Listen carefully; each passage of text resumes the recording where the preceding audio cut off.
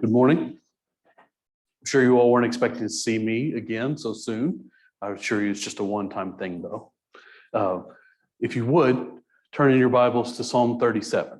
We'll be studying this psalm today, and I hope that it will bring something useful to you and also bring some perspective for how we look at the world, because that's the focus of this psalm. So this psalm is the theme of this one, if you'll remember all those handouts that I did a month and a half ago, is a providence.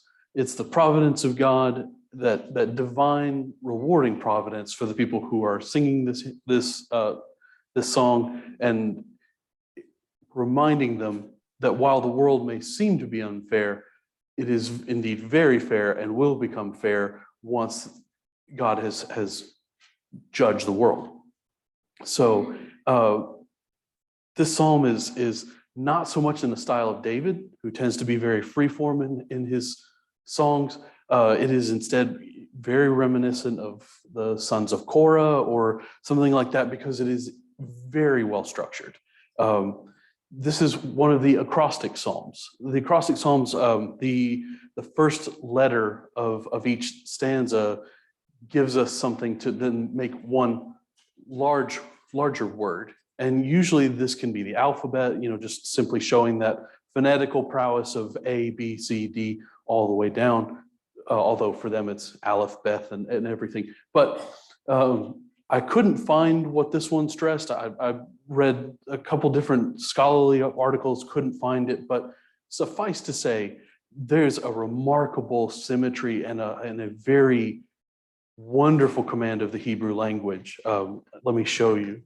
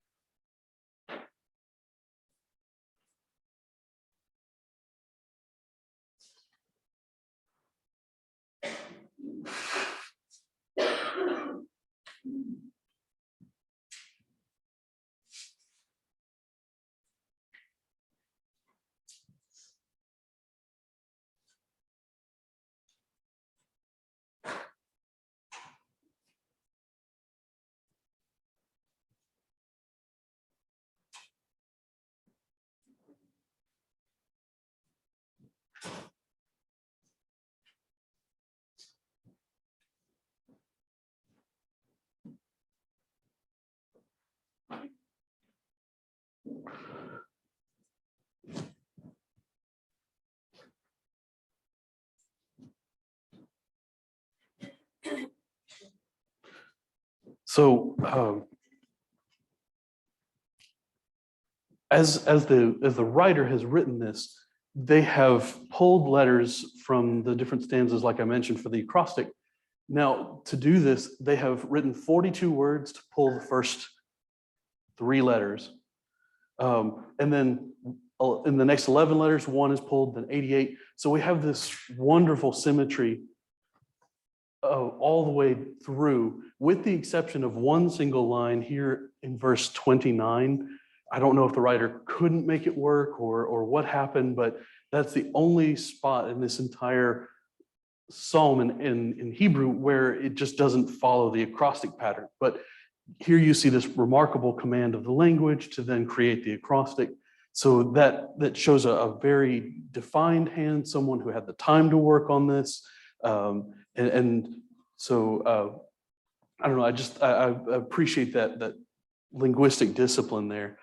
This is also written, another benefit of having written it like this is also a chiastic poem, where the center, verses 21 through 24, as we'll read in a little bit, is the core. We start here at the very beginning with kind of the intro. As we get in towards the center, we get to the most crucial point, and then we kind of back out, to repeating ourselves, but the core will be there.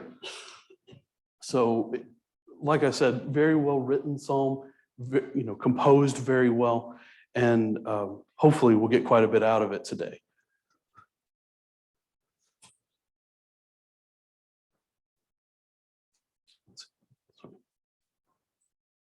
So again, this is the author of this psalm is trying to remind us that we may get impatient. We may be frustrated by the success of others around us, especially those who are not righteous, those who are not doing what they need to be doing.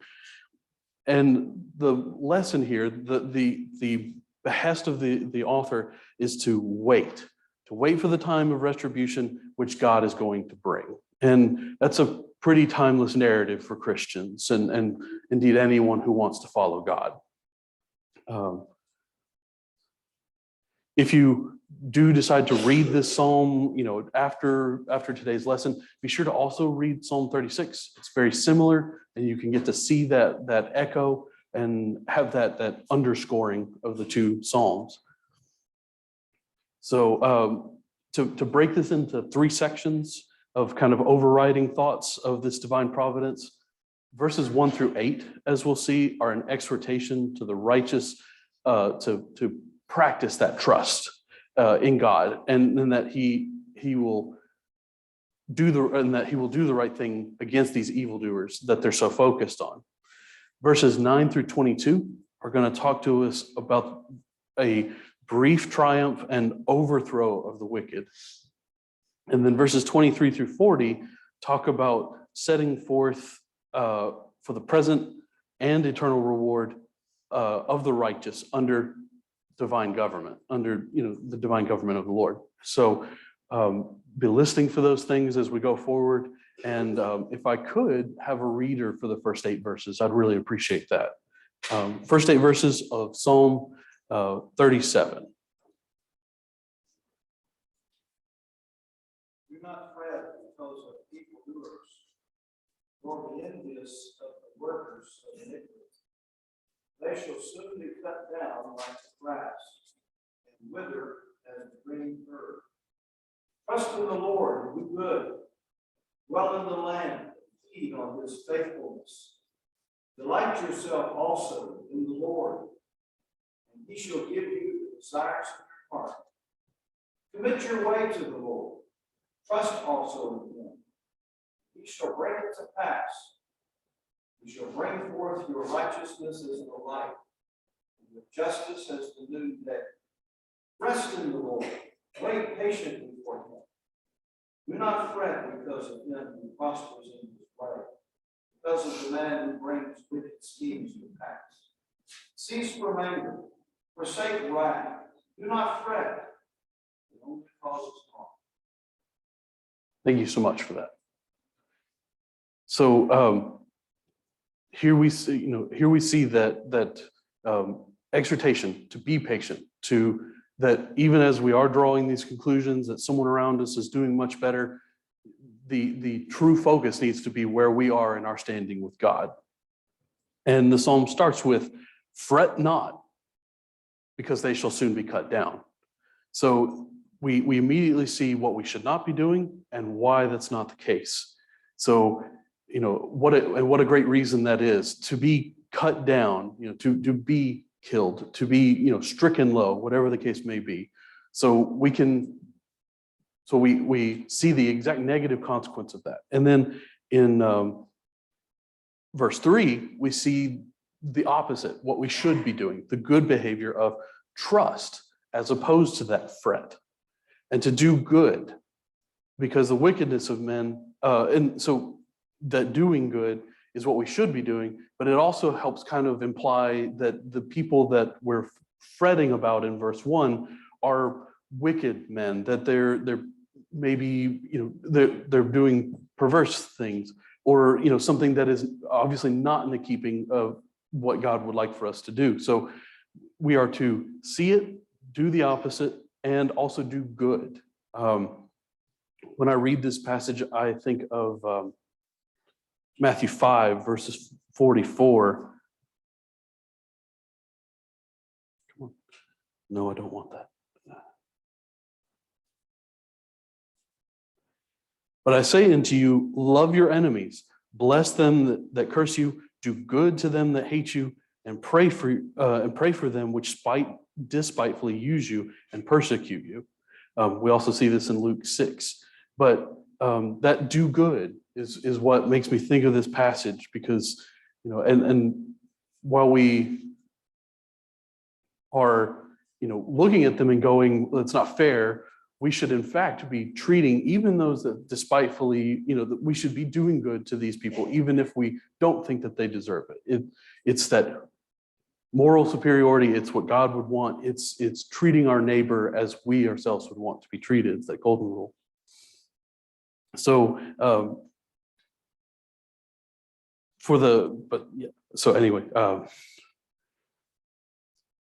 and in doing so, you shall be fed. You don't have to worry about what is going to be happening to you. You are going to be sustained. And contrast that idea of being fed and being sustained versus verse 2, or against versus verse 2, against verse 2, where the people who are going to be cut down will wither like the green herb. If anyone here is a cook, you cut in an herb, and in no time it's already starting to wither and become useless.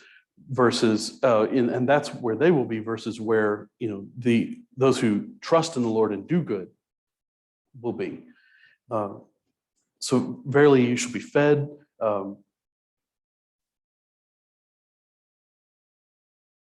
So as they're doing this, it's not that they're to be looking to what they could be having, but they're to be appreciative of what they already have. Their relationship with the Lord, their relationship with their fellow man, that relationship as Israelites, resting in and enjoying that faithfulness, that trust in God, and adhering to that system of belief, or the system of belief. And if you would turn to Habakkuk, we're going to go to Habakkuk chapter 2. Probably slaughtered that pronunciation. I don't know if I've said that word out loud before. Habakkuk chapter 2, verse 4.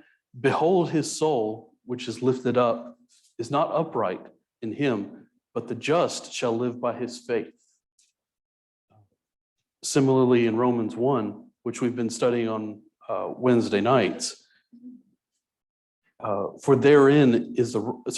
1 and verse 17, for therein is the righteousness of God revealed from faith to faith, as it is written, the just shall live by faith. So we see this as a continuous line throughout the Bible, and it needs to, in that universality of it, means this is something that's still relevant to us today and something we should be practicing today. Verses 3 through 7, as a kind of a grouping, are a very warm exhortation to those who trust in God and to patiently wait for this time. In this, we're going to see trust, delight, commit, rest, and that all of those ideas have a very similar idea. So you see this messaging here is really trying to underscore itself by providing that emphasis of all of these like traits and the benefit and what it means for the reader or singer. So to trust in the Lord and to do good, thou shalt dwell in the land, and verily thou shalt be fed. Delight thyself also in the Lord, and he shall give thee desires of thine heart. Commit thy way unto the Lord, and trust also in him, and he shall bring it to pass. And he shall bring forth thy righteousness as the light, and thy judgment as the noonday. Rest in the Lord, and wait patiently for him. Fret not because of him who prospereth in his way, because of the man who bringeth wicked devices to pass. So we are to trust in God, because he's not only going to take care of those that frustrate us, he is going to take care of us all in the meantime. And it's not just a unilateral one way that he cares for us, but he is maintaining and sustaining us in multiple ways throughout. So we may be focused on one thing, but because we do the right thing, what God is asking, we can be so much richer as a result.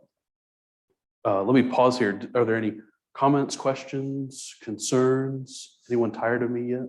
Definitely a prophetic nature to this, brother. repeats the statement, he shall inherit the earth. And verse 11, of course, is exactly what Jesus said. In Matthew 5:5, it says, blessed are the meek, they shall inherit the earth. And it's taken from this psalm. And so what is the idea? Israel already inherited the kingdom. They already are there, in possession of it. So there's definitely a prophetic nature here that's involved. As I think all the Beatitudes, they're reaching back.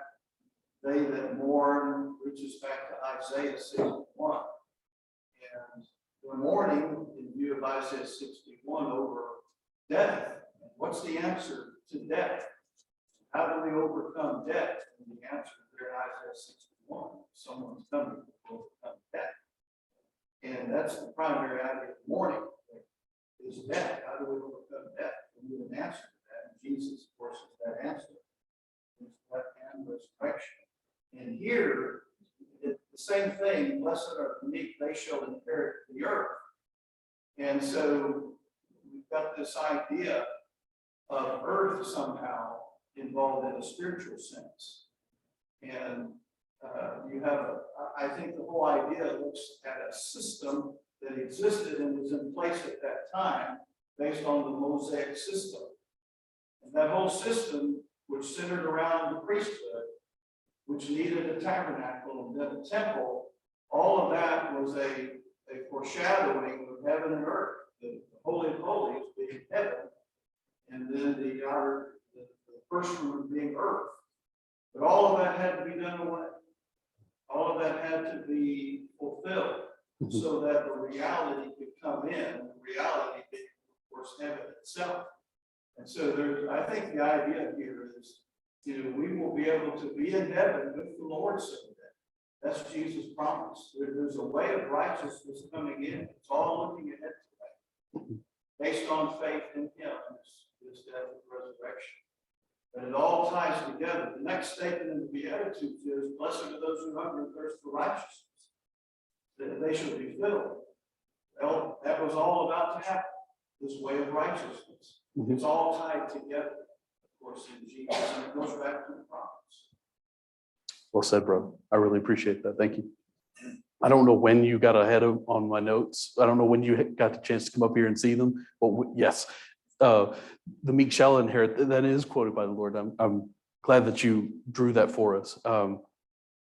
And the word here that's used for earth is synonymous with land, and we see that idea of land and earth 6 times here in this chapter. And there's not a separate usage to then denote the difference between the two, but given that he's talking about, given the context of what's being said here, it is much more likely that he's talking about earth and not a specific patch of land. And so it destroys that idea that this is really talking about, the land of Israel, because then that's drawing a limitation where the passage doesn't suggest it, but it's about something much larger, and hopefully the readers recognize that and weren't just thinking solely about Israel. But I'm just kidding. I really appreciate your thoughts, because you always put it so much better than I ever could. I think that it sort of clears itself up in the New Testament when you find out that the church comes out, the church is about the Gentiles are adopted to Israel. So if you are sort of stuck in this mode of thinking about, well, this is talking about Israel, that still leads you back around to all of us being part of that inheritance. And whatever land you interpret it, when you think of it as just particular spot on the earth, when you think of it as heaven, it's a place that's going to be big enough for all of us. We're all taking that here. Yes, sir, absolutely. I wish, there's so many instances in the New Testament where the people hear the message of the Lord and then they leave confused.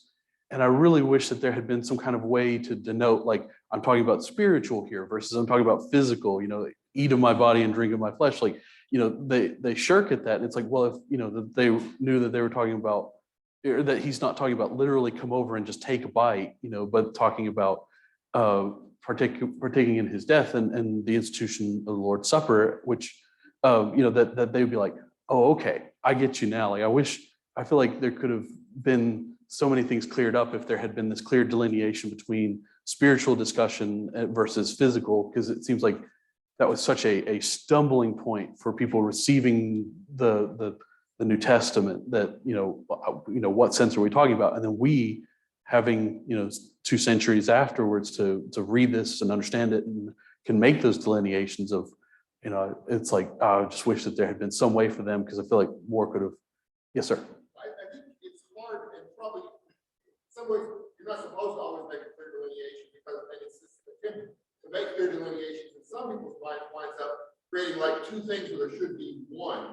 So you'll have like 2 Israel. There's like the spiritual Israel and there's real Israel. And real Israel is this country over in the Middle East, and you've got these people who are getting involved, Americans who are trying to get involved in Israeli politics because they think they can bring about the end of the world by saying prophecies that are in the Bible applied to that earthly kingdom. Mhm. Because in their mind, there's 2 Israel. There's really just one Israel. There's all the descendants of Israel by blood, and there's all the people who've been adopted into it. And you also see these sort of 2 kingdoms. Well, there's a spiritual church and there's an earthly church. And you'll get into some really weird doctrines where people sort of say, oh, that doesn't apply to the kingdom. That passage about the kingdom of God doesn't apply here, because this is the spiritual kingdom, but we're talking about the earthly kingdom. And I think that's why sometimes it's hard to draw a line between the 2, because sometimes the 2 aren't exactly as different as you want to make them out to be. That's very true. It's extremely true, because I really liked your Lord's Supper talk a few weeks back, where you talked about the fact that we often say, these are just emblems, but the scripture really shows that it is that. And it's not like some kind of, Catholic transmogrification where it literally becomes it, but that, for what the Bible tells us it is, and that we need to treat it like that and not create that separation of, it's not, but, it is at the same time. So that's well said. And I didn't mean to say that, I hope that it didn't come across that when I said that about, I wish there had been that clear delineation that, like, I thought that was the end all solution. It's just a jokeful musing. Because there are, because that happens too. I mean, there are times when the Bible talks about things in a spiritual sense, you realize, wait a minute, this was talking about a physical thing, this doesn't make any sense.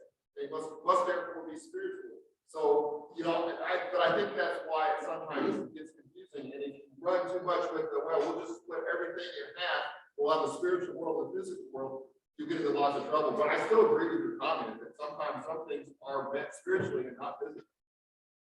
Thanks for humoring me. I appreciate that very much. As Karen will tell you, you really have to humor me sometimes. It's bad. Any other comments before we move forward? Thank you all for the discussion so far. In verse 8, we see that cease from anger and forsake wrath. Fret not thyself in any wise to do evil. And so we have this rebuke of that, of anger. And that kind of anger that gets stoked up often then leads to an action. Anger is obviously not a bad thing. The Lord got angry and, with the people. And if anger was a bad thing, then the Lord would have done, the God would have done something bad. But it's that anger that then leads to an action. So we're to avoid that kind of thing that can lead to avenging, to, some kind of action such as theft or whatever the case may be. And the phrase right after it, fret not thyself, is that same kind of idea of don't continue in this action. Don't let yourself continue to get caught up. And that's that parallelism, emphatic parallelism that I was telling you is so important in Hebrew poetry, that underscoring by saying pretty much the same thing right next to each other for emphasis. And so we have this exhortation then in that same verse to do what is right, to then inherit, fret not and don't do any kind of evil. So that's that first third of this in terms of themes. Could I have a reader to read verses 9 through 22? I realize it's a long passage, but But if whoever would like to, if you'll just belt it out for me.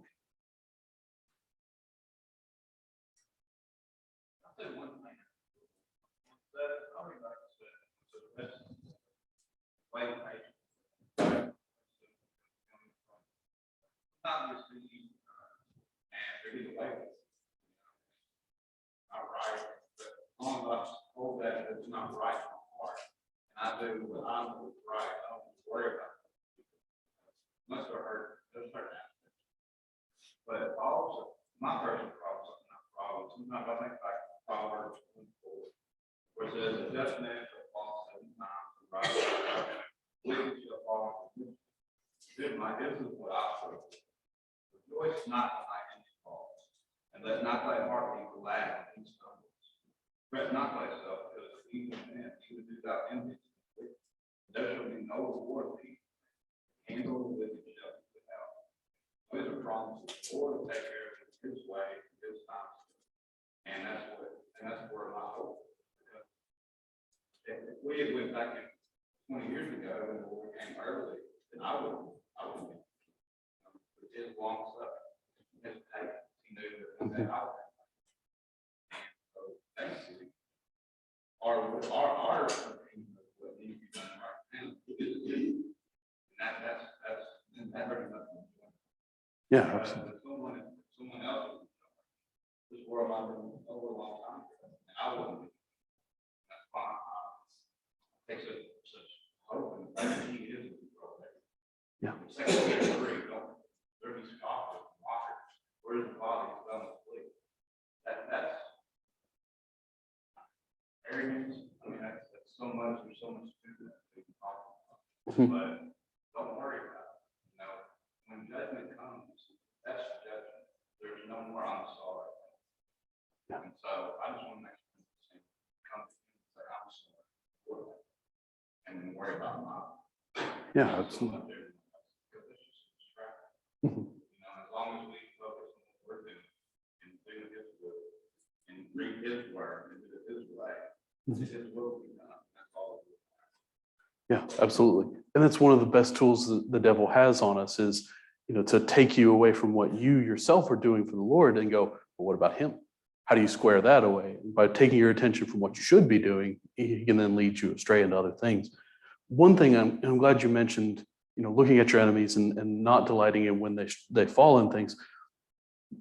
We tend to read Psalm 37 and think about it from a very, individualistic standpoint, and check ourselves on our, oh great, when your neighbor's doing the thing, keeping up with the Joneses kind of mentality. But this is also a hymn that would have been sung by the entire Jewish community. And so this would have been not only an exhortation from the individualistic standpoint, but it's also a collective standpoint and thinking about what other nations are doing as in that nationalistic perspective of, well, they're doing something to us, we're being oppressed by them, or things like that. So then it's not only just that lens of, what your neighbor's doing, but also, our neighbor who's 3,000 miles away or who we share a border with. And so it's also not looking at them and going, well, they're so much better off. They had better grain this year, or they had this or that success, or whatever it may be. So there's also, when we read this, we need to be thinking about it from a nationalistic perspective as well, and not delighting in another country's failure. But I appreciate you mentioning that because I wanted to make sure I said that in here, and I had yet to. So.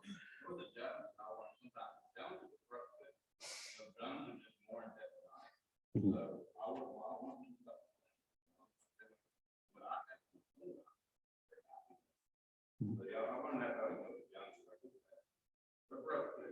Yeah, especially with this economy.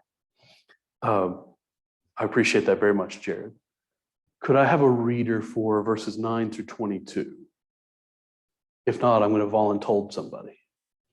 For the evildoers will be cut off, those who wait for the Lord, they will inherit the land.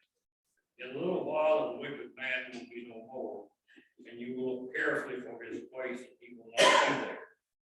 But the humble will inherit the land, delight themselves in abundant prosperity. The wicked plots against the righteous, and gashes at him with his teeth. The Lord laughs at him, and he sees his day is coming. The wicked have drawn the sword and bent their bow, to cast down the afflicted and the needy, to slay those who are upright in conduct. The sword will enter their own heart, and their bows will be broken, or their bows will be broken. Better is the little of the righteous than the abundance of the wicked. For the arms of the wicked will be broken, but the Lord sustains the righteous. The Lord knows the days of the blameless, and their inheritance will be forever. They will not be ashamed in the time of evil, in the days of famine, that they will have abundance. But the wicked will perish, and the enemies of the Lord will be like the glory of the passions. They vanish like smoke, they vanish away. The wicked borrows and does not pay back, but the righteous is gracious and gives. For those blessed by him will inherit the land, but those cursed by him will be cut off. Thank you so much for that. So I don't have as many thoughts on this section because it is so wonderfully straightforward. But again, to circle to the idea of the national lens of viewing this, we begin to see in verse 12 this idea of the wicked plotting and drawing out their swords and their bows, marshaling an army and getting ready to attack because they've been plotting and they've been working towards conquering. No matter what their physical force and their prowess and their weapons are, the Lord will see to it that they are completely thwarted in what they're doing, and that the inheritance shall be those that are under the dominion of the Lord. Are there any thoughts, comments, questions on this section? Anything at all? Well, I think it shows the absolute judgment of God. He's no right or wrong. I think that's the point of this section. Yeah. This passage makes me think of 2 Kings. I can't remember the king that's in question, but he has a significantly smaller army, and the invading army is significantly larger. But anyway, he ends up winning, avoiding an absolute slaughter of the Israelite people. And it's reflected in history because I think it's Tiglath-Pileser III, and it's sad that I can remember that name and not the king in question. But in his records of that battle, he just simply says, "And I shut him up in a cage." So it's not that he won, but that I've caged this bird and left him to not I didn't destroy him, but that I've captured him. And I always thought that was interesting. It would be so much better if I had a complete thought here, but this makes me think of that, and I will try to get that name to you later on. But yes, thank you, Eddie, for the rescue. Thank you, sir. So yes, King Hezekiah is shut up like a bird, and Tiglath-Pileser III was unable to defeat him because the Lord was behind Hezekiah. But such is the case for us today, that while we may watch others marshal their forces and march towards things, whether that be as a nation, the Lord is with us, and we need to be worshiping the Lord in the right way.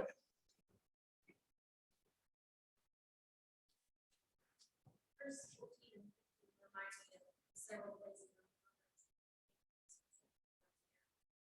God talks about fools or wicked people caught in their snares. And look at people drawing their swords in their bows, and laugh because how clever they use their weapons against them. We don't see his hand reaching out physically, but we know exactly. Yeah, absolutely.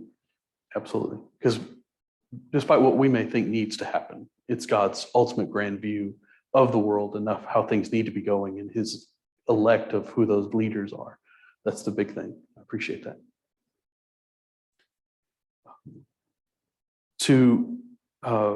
We're going to go ahead and go on to the last section of this, verses 23 through 40, and could I have a reader for that section?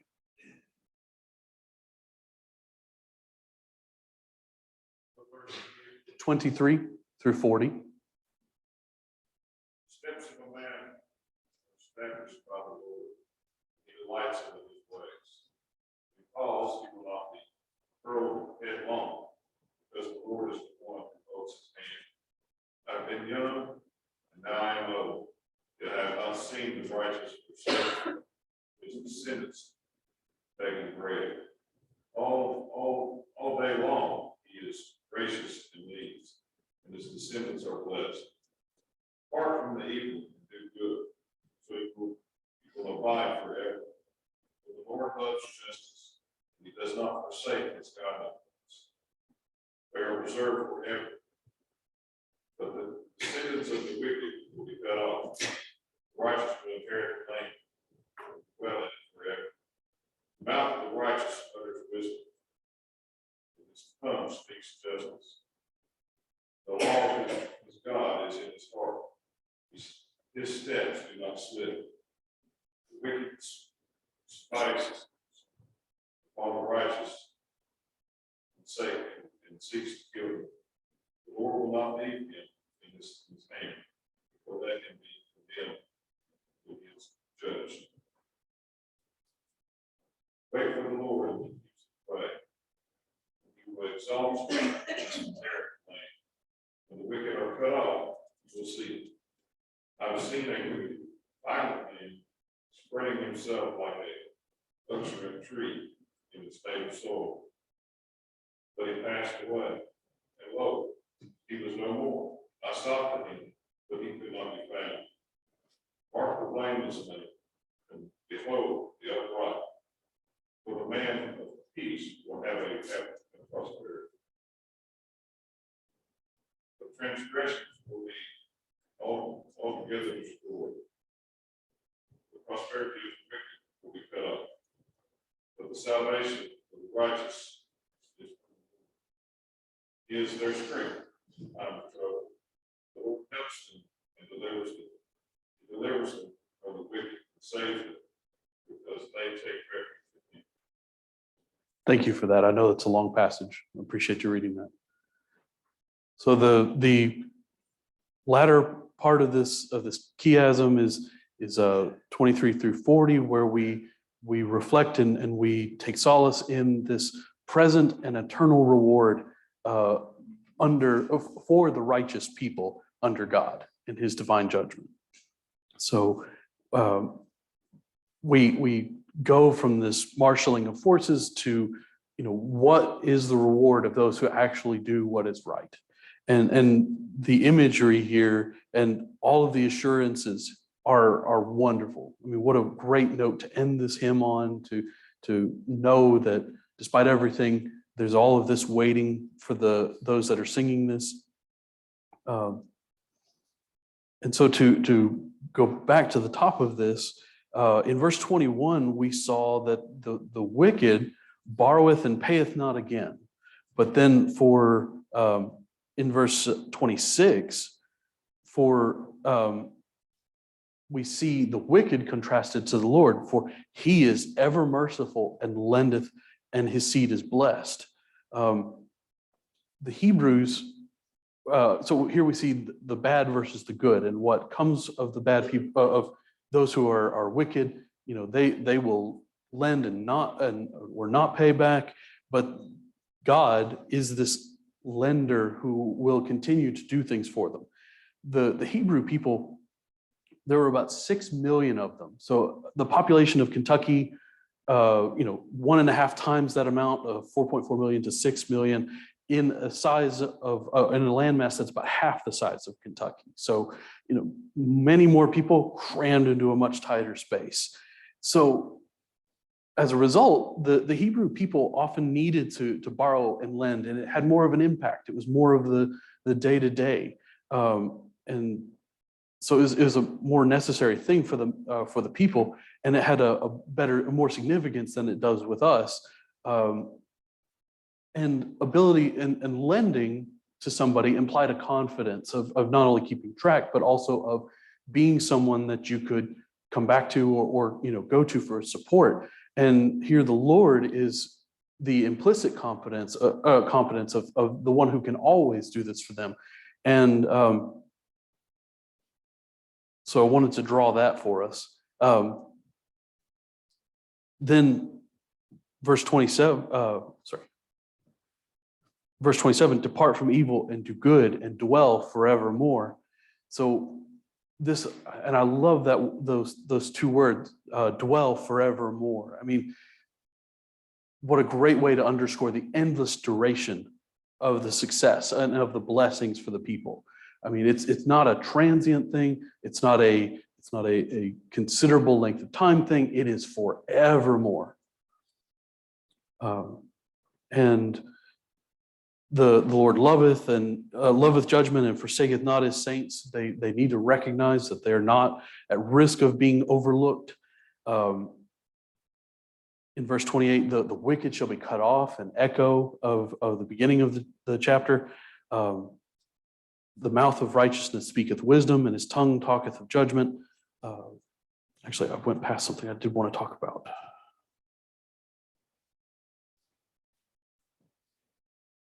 Oh, no, I'm not on the right spot. I'm looking at something else. The righteous shall inherit the land and dwell therein.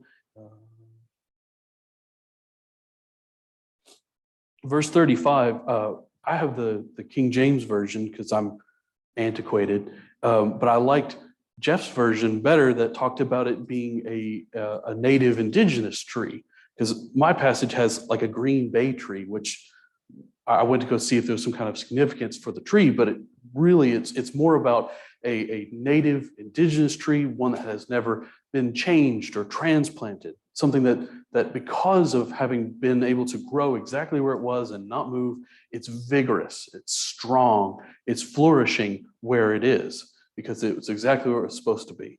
And that will be the subsequent fortune of the people who are worshiping the Lord the right way.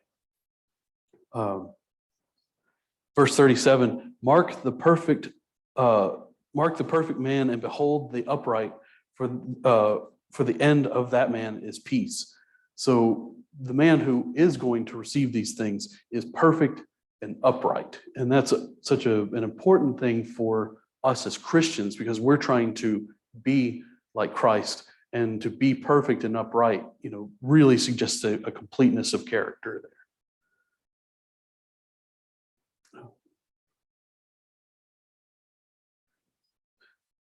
And probably so then in verses 38 and 39, but the transgressors shall be destroyed together, the end of the wicked shall be cut off, but the salvation of righteousness but the salvation of the righteous is of the Lord.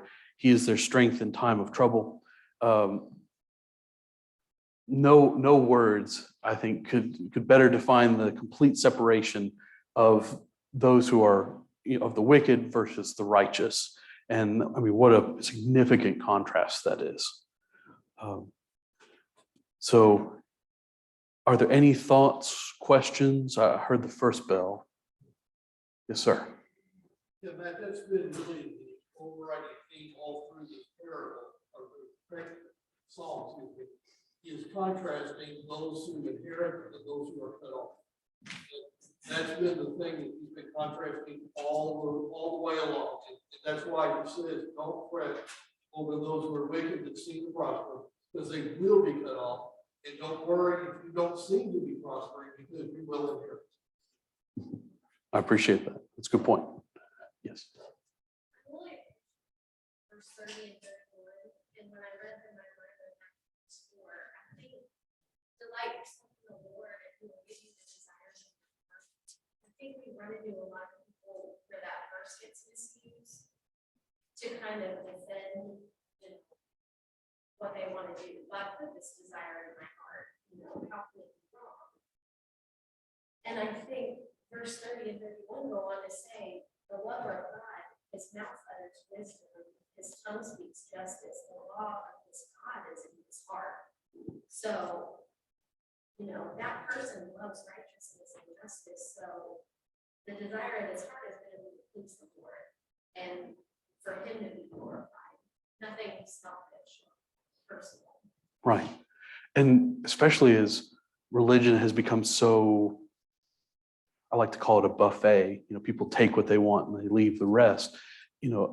As religions become more of this, what you want, this verse 4, like you said, often gets misused and becomes a justification for, if I want this, then it's because God gave it to me. But they overlook the focus, which is delighting in the Lord. If you were delighting in the Lord, the kinds of things that people often use to justify, or the people that often go to this to justify what they're currently wanting, they've overlooked the fact that if they were doing what the Lord wants, they may not want the thing that they're after, or they might get it regulated back and go, oh, still very much naive about the scriptures at that point. So thank you for the comment. And it is so easy to get misled like that and to think, because there's a comfort of like, oh, here's my solution to that puzzle, tied that knot. I will point out that just recently That's fair. coming down off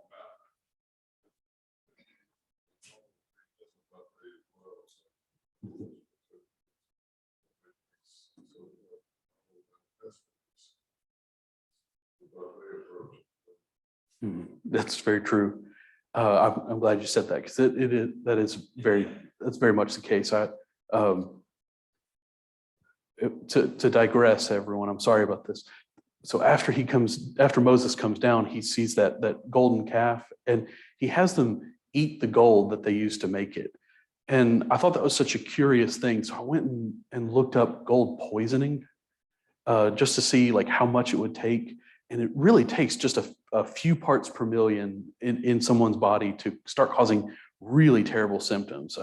It's like respiratory depression. Gold tends to build up in your organs because gold is functionally inert. It really doesn't have to bond with anything else.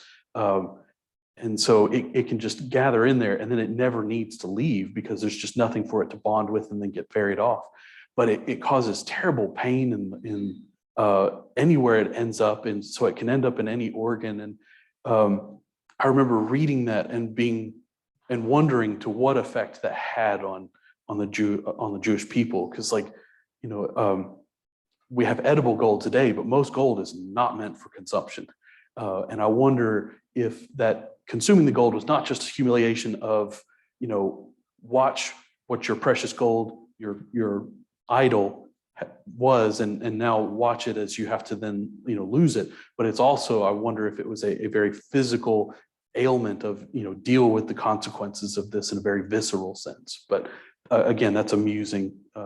There's nothing to ground, there's nothing saying that that's what happened, but I've always wondered that myself. That was the second bell. I appreciate you all very much. No one left, at least I think because of me. And I dismiss you all. Thank you all so much. Appreciate it.